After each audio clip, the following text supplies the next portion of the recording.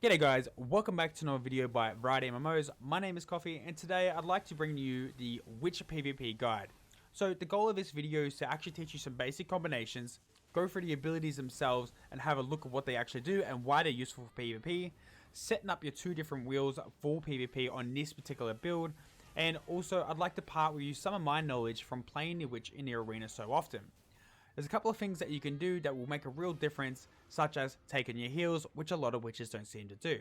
Before I do dive into the video, I just want you guys to be aware that we actually do have a website, www.VarietyMMOs.com. So please do check that out. Now let's get into it.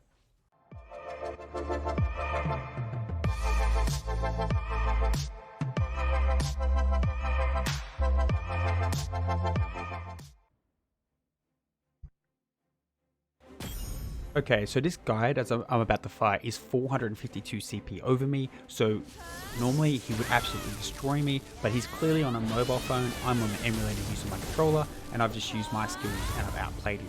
So watch this fight unfold, and hopefully this is the stuff that I'm hoping that you guys are able to achieve with this build.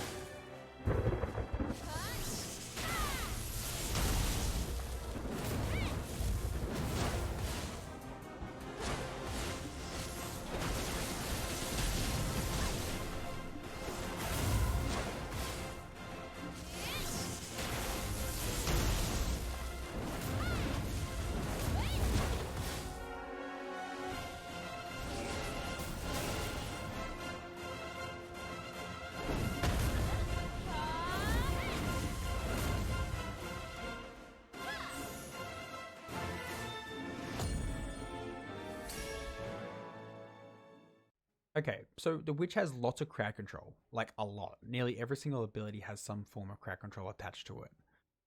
So this build is kind of all about all-rounders and being able to crowd control. It's also about burst and sustain damage and a bit of utility, because we don't actually know who we're going to go up against in an arena. So the Frigid Fog, let's have a look at this ability first. It has a 100% chance to inflict freeze on hit. But 100% chance is depending if there's diminishing returns and stuff like that if the person's using invincible ability. It has 209% damage per hit, but once again, 209%, the damage is actually dependent on the CP of your opponent, your CP, your attack power, etc. All these little factors. And I can't actually tell you which ability does the most damage because the number's just not there. And it's all depending on the situation. So I'm just going to tell you how this actually works. And this is the build that I've got the best results with so far. So this Frigid Fog that does the freeze, and then we have this button here, the Lightning Storm. It inflicts a stun on hit, which is useful. Grants super armor, so more mitigation, and then max 7 hits. So the damage output versus like the same person when I was testing my abilities, this was actually pretty good as long as you got all 7 hits off, but you only really use it when you're using your other abilities. So you use it in combination because it works quite nicely. Then we have this top ability, Arcane Bolts. You would go ahead and use this ability only when you've got crowd control on a person and you just want to lay into him for a little bit. The damage is actually pretty good. The animation is very fast, which is quite nice compared to the other animations. So you use this when you need to pressure the person and just keep placing damage on them over and over. Then we have the Heal and Aura. If you're not using Heal and Aura as a witch, you're doing it wrong. That's all there is to it. It heals so much HP and you can use it 3 times in a battle. It's not only going to be useful for your own heals, but it's also going to demoralize the enemy because they're going to take out HP from you, then you're going to heal it back up. They're going to just want to, they just can't be bothered. That's what it comes down to.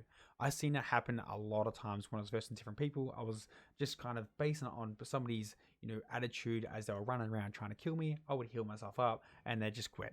So definitely have heal and aura, guys, if your goal is to win the games.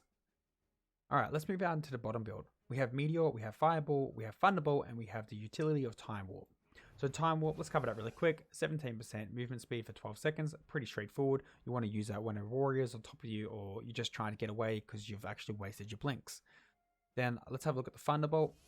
This is basically your bread and butter. You want to use this on cooldown. Now it's 6.4 seconds, which is super short. The damage output is actually pretty nice. It makes you invincible while you're casting. It inflicts bound on hit.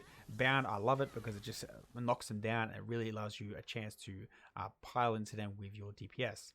Then we have Fireball. So Fireball is also another really useful ability such as Thunderbolt, and you actually want to use these two skills together because it's got a staggering effect and it's got a knockback. So it's really, really good. It inflicts burn on the enemy, and you're going to be using these guys quite often. It just depends on the opponent that you're versing at the time.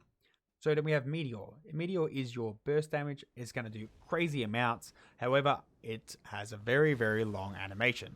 So you can't just use it, and you generally don't want to use it after you've used crowd control, and I'll explain that in a second. All right, let's jump into the arena.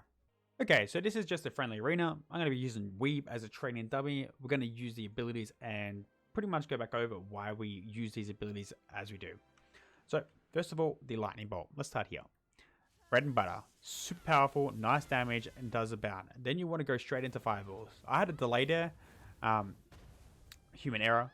As you can see, by casting all my fireballs after I've used my fireball, the space between the crowd control diminishing returns was not there. Therefore, that they actually got stunned and then it got knocked back. And the damage just for those two is actually really good. Let's have a look at the Meteor and talk about the Meteor for a second. Most people, most witches, they try and use this ability here into Meteor. But see that 1 or 2 second gap there where the meteor hadn't come down? Well, it's in human nature that they're going to just dash away. They're going to blink, they're going to disappear one way or another, and you're never going to hit them. So I highly recommend that you guys just randomly throw the meteor out, because what I've done is I've actually tested this against a bunch of different people in arena. More often than not, if I'm actually out of their attack range and I use my meteor, I can actually hit them. See, that's not going to hit, okay? This is not going to hit. However, I use my meteor right now. It hit him. So that's what you're going to do against other rangers and people that are trying to get range. So the warrior would be using his ability where he attacks you from afar, and he's not going to hit you because the range is not quite there. So if you can learn this distance here, you can use your meteor a lot more effective. Okay, so I just plugged into my controller. This is something that I want you guys to be aware of. If you're not playing on the computer, this is not actually relevant to you, but if you are on the emulator, if you plug your controller in, you got a lot of control, guys. So I highly recommend that you actually do that, because you're going to find yourself winning a lot more often, and it's actually pretty smooth. It's not as smooth as you would find playing a PlayStation game, but it's pretty close too. So let's have a look at the wheels here. So when it comes to the close range combat moves, this is the combination that I would use it in. I would use my Frigid, and then I would use my Y. I'd get 2 casts off, then I would go into my X. The reason being is that the frigid fog, the stun will happen, but if you use your X straight away, well, you've just wasted the stun from the first hit from this. But if you go from A into Y, and then back into X, and then into X at that point, then the stun will actually hit them usually, and then the damage is actually pretty good. So that's pretty much all there is to that wheel. You only ever want to use this wheel when you're under pressure, or you want to create something cool and you want to be super dope and do something like this, where you jump in, freeze them, and then jump back out, and then change back your wheels.